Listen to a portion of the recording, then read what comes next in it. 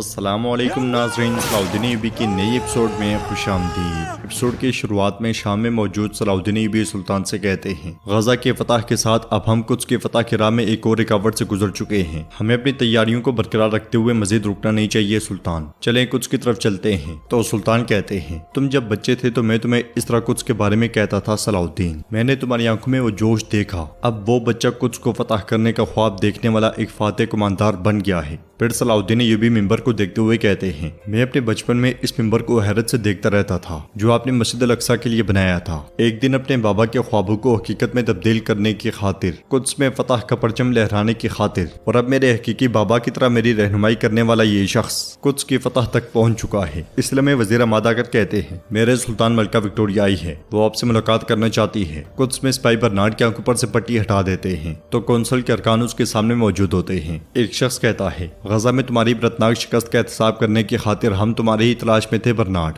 तुम खुद चलकर हमारे पास आए हो। तो बर्नार्ड हाथ जोड़ते हुए कहता है, अलकुद्स के पादरी अरियोस के पास, मैं किसी के सामने जवाब दे नहीं और मैं आप में से किसी को नहीं जानता। ये सुनकर वो सब चौंक जाते हैं और वो शख्स बर्नार्ड को एक जोरदार थप्पड़ मारते हुए कहता है, बकवास बंद करो, अपनी औकात जानो। फिर दूसरा पूछता है, अच्छा तो तुम पोप को भी नहीं जानते है ना? गजा को मुसलमानों के लिए छोड़ने वाला और कुछ को खतरे में डालने वाला चाहे कोई भी हो, पोप उससे एहतसाब करने के मुंतजर है। जवाबन बर्नार्ड कहता है, मैंने गजा को मुसलमानों के लिए नहीं छोड़ा, मैं वहाँ गात लगाए बैठा था मगर मैं कामयाब नहीं हो सका। लेकिन एक बात आप सब जान लें, मैं हर कीमत पर गजा वापस लूंगा। तो दूसरा शख्स उससे पूछता है, तुम ये कैसे करोगे? जवाबन बर्नार्ड कहता है, तराबलस से मेरी फौज आएगी और मैं उनके जरिए गजा हासिल करूंगा। जवाब में वो शख्स कहता है, पोप सिकंदर आजम और तमाम ईसाइयों के नाम पर आपको मौत की सजा देना चाहते हैं। शाम में विक्टोरिया सलाउद्दीन अय्यूबी और सुल्तान के पास आती है और सुल्तान से पूछती है, सुल्तान नूरुद्दीन, क्या आप कुछ की मलका का एक फर्नीचर की दुकान में इस्तकबाल करेंगे? तो सुल्तान मेंबर की जानिब देखते हुए कहते हैं, ये क्या है? क्या आप जानती हैं,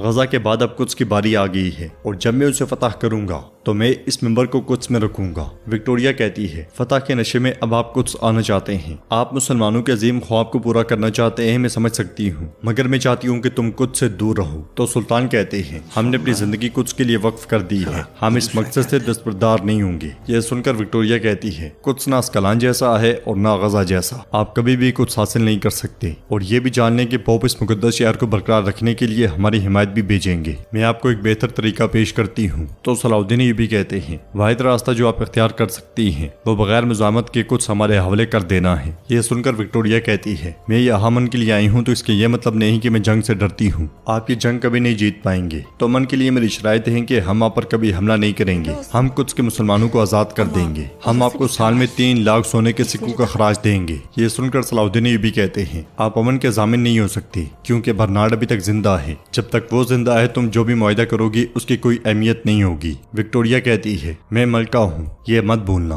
मैं फैसला करूंगी कि बर्नार्ड के साथ क्या होगा, हो सकता है कि कुछ में उसका काम पहले ही तमाम हो चुका हो। सुल्तान पूछते हैं, हमें कैसे पता चलेगा कि आप झूठ नहीं बोल रही हैं? जवाब में विक्टोरिया कहती है, मैंने उसे अपने हाथों से पकड़कर कौंसल के हवाले कर दिया, वो इतनी आसानी से वहाँ से भाग नहीं सकता। कुछ देर सोचने के बाद सुल्तान कहते हैं, सलाउद्दीन भी आपके साथ आएगा, जब तक हम उसे देख ना ले हम इस पर यकीन नहीं करेंगे। अगर ये देखता है कि बर्नार्ड मारा गया है तो ये आपको जंगबंदी से मुतल्लिक हमारी शराइत से आगाह कर देगा। यह सुनते साथ ही विक्टोरिया मुस्कुरा देती है। कुछ में सुलूबी सिपाही बर्नार्ड को मारने के लिए जैसे ही आगे बढ़ते हैं, बर्नार्ड कुर्सी के साथ उन पर टूट पड़ता है। एलिसा भी सिपाहियों के साथ वहां पहुंच जाती है और बर्नार्ड उसकी तलवार से अपने हाथों की रस्सी काट डालता है। वो बारी बारी कौंसल के तमाम अरकान को मारने लग जाते हैं, जबकि बर्नार्ड आगे बढ़कर थप्पड़ मारने वाले शख्स को दबोच लेता है और अगले लम्हे तलवार उठाकर उसका हाथ काट डालता है। फिर कहता है, खूनी बर्नार्ड के खिलाफ उठाया गया कोई हाथ उसके जिस्म पर सलामत नहीं रहेगा। हाथ कट जाने पर वो शख्स बहुत चीखता चिल्लाता है। ये देखकर दूसरा शख्स बर्नार्ड से माफी मांगता है, मगर बर्नार्ड नहीं रुकता और उसका गला भी काट डालता है।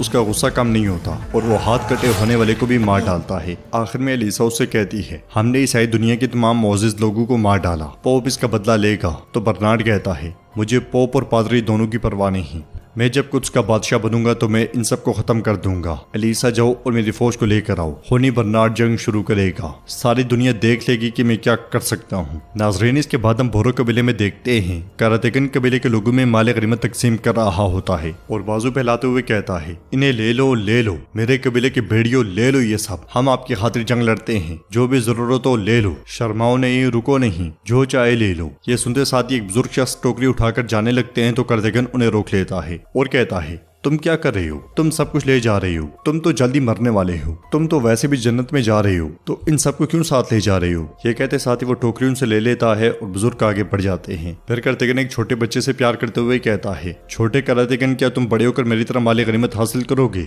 ये सुनकर बच्चा हाँ में सारे लाता है तो कार्तिकेयन उसे बर्तन देते हुए कहता है, ये बर्तन अपनी माँ के पास ले जाओ, वो शायद इसमें डालेंगी, जिसे खाकर तुम मजबूत हो जाओगे। ये सुनते साथ ही बच्चा खुशी खुशी आगे बढ़ जाता है। इसलिए मैं इस्मत खातून अलबोते के साथ वहाँ आती हैं और ये मंजर देखकर कहती हैं, माशाल्लाह कार्तिकेयन, तुम पूरा गजा जमा करके लाए हो। तो कार्तिकेयन कहता है, मैं तुम्हारे लिए भी खुसूसी चीजें लाया हूँ, फिक्र ना करो। ये कहते साथ ही वो एक कीमती तोहफा अलबोते को देता है। फिर खूबसूरत हार अस्मत खातून को देते हुए कहता है, देखो जरा देखो, ये कितना बड़ा है, खत्म ही नहीं होता, इसे अपने गले में पहन लो। मगर अस्मत खातून कहती है, नहीं, मैं अपने ऊपर किसी और की जायदाद नहीं चाहती। ये सुनकर कार्तिकेयन कहता है, देखो जरा देखो, ये अब महल में है, ये एक महारानी बन गई है, तो इसे गनीमत पसंद नहीं है। जवाबन अस्मत खातून कहती है, आपने फतोहात में जबरदस्त मुकाबला किया, आप बहादुर हैं, आपने शोहरत हासिल की, अब आपको कबीले को संभालना चाहिए। जंग भी खत्म हो चुकी है, मुझे महल वापस जाना है। सुल्तान फातेह बनकर लौटे हैं, उनकी खातून होने के नाते मुझे वहाँ मौजूद होना चाहिए। कुछ में कमांडर आकर बर्नार्ड से कहता है, तराबलस से आने वाली आपकी फौज करीब है। बर्नार्ड कहता है, जबरदस्त, एलिसा उनका इस्तकबाल करेगी, फिर वो खूनी बर्नार्ड के इंतकाम का तूफान देखेंगे। इसलिए में दूसरा कमांडर आकर कहता है, हुजूर मलका विक्टोरिया और सलाउद्दीन आए हैं।